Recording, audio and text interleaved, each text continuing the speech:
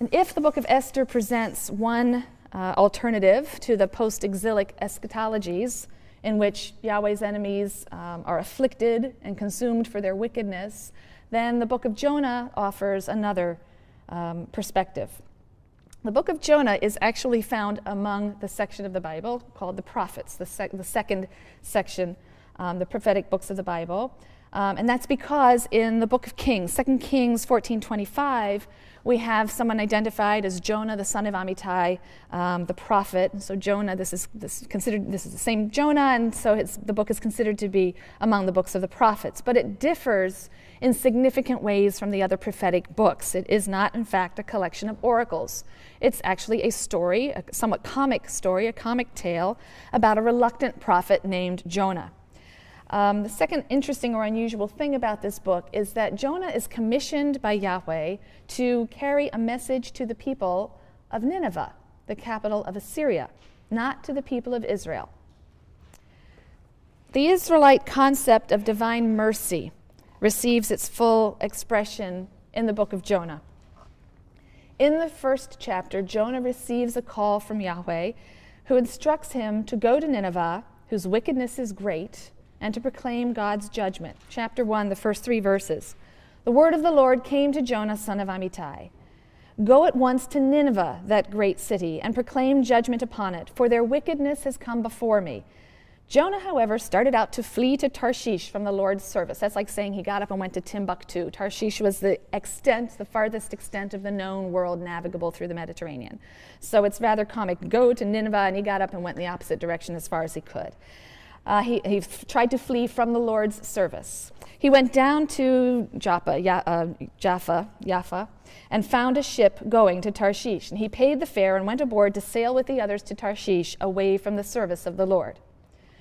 So he does this immediate about face in a very comic touch and sets sail for Spain, the other end of the Mediterranean. But of course, Jonah cannot escape from God, and God sends a storm which threatens to destroy the ship.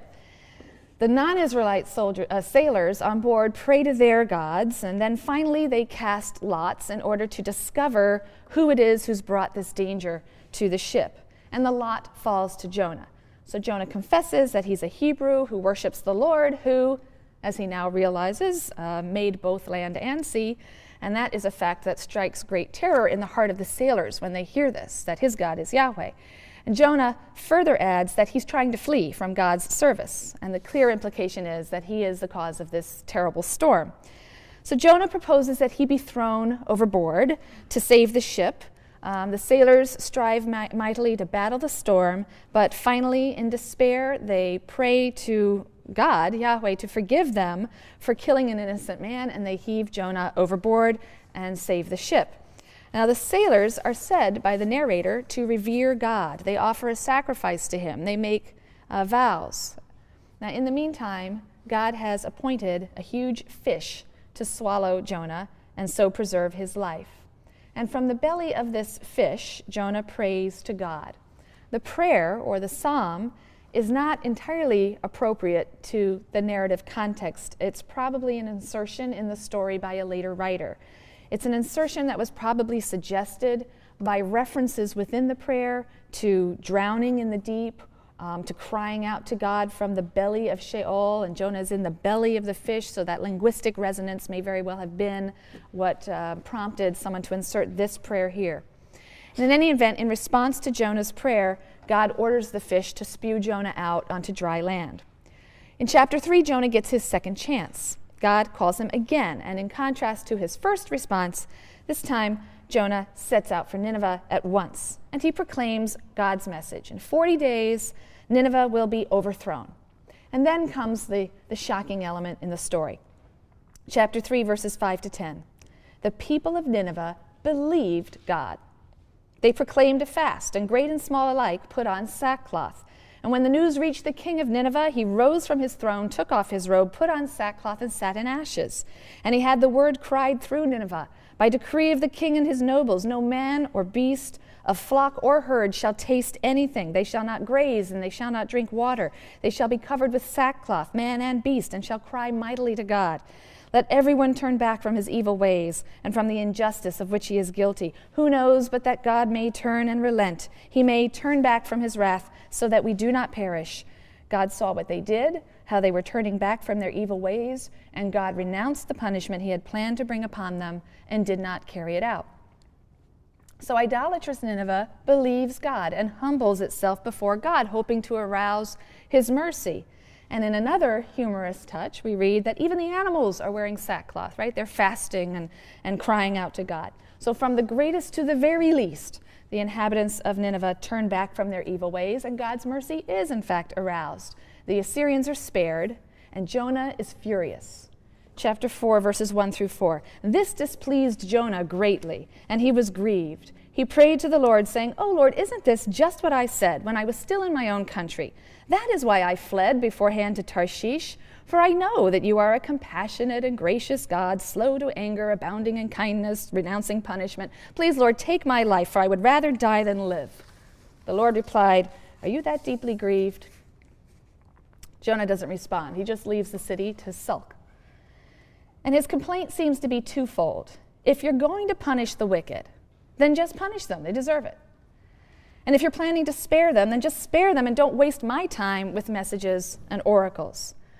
But the stronger problem for Jonah seems to be the lack of punishment for the wicked. Jonah's indignant that the Assyrians didn't get what they so richly deserved. And didn't I say this would happen? You always forgive. You're this slow to anger, compassionate guy. You always repent. The wicked are never punished. I'm fed up with the way you do things, God. Your mercy perverts your justice. And some things ought not to be forgiven. People must be held to account for their evil actions. How can God not do justice? Jonah sits in a little booth that he has constructed, and God causes a leafy plant to grow over him, providing shade and saving him from a good deal of discomfort. And the plant is to be the source of a final lesson for Jonah. Jonah 4, 6 through 11. Jonah was very happy about the plant, but the next day at dawn, God provided a worm, which attacked the plant so that it withered.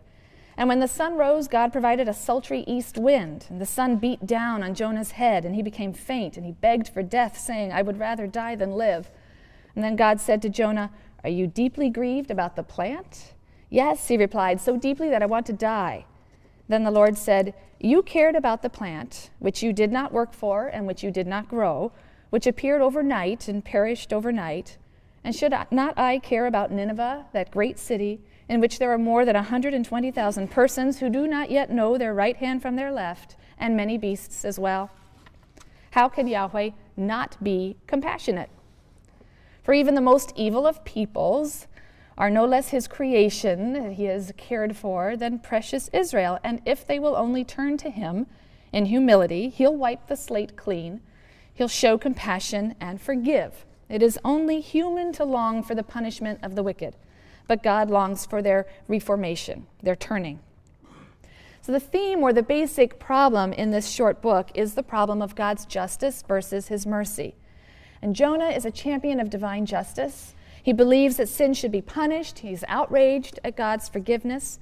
But Jonah learns that a change of heart is enough to obtain mercy, and that the true role of the prophet is perhaps to move people to reformation and turning.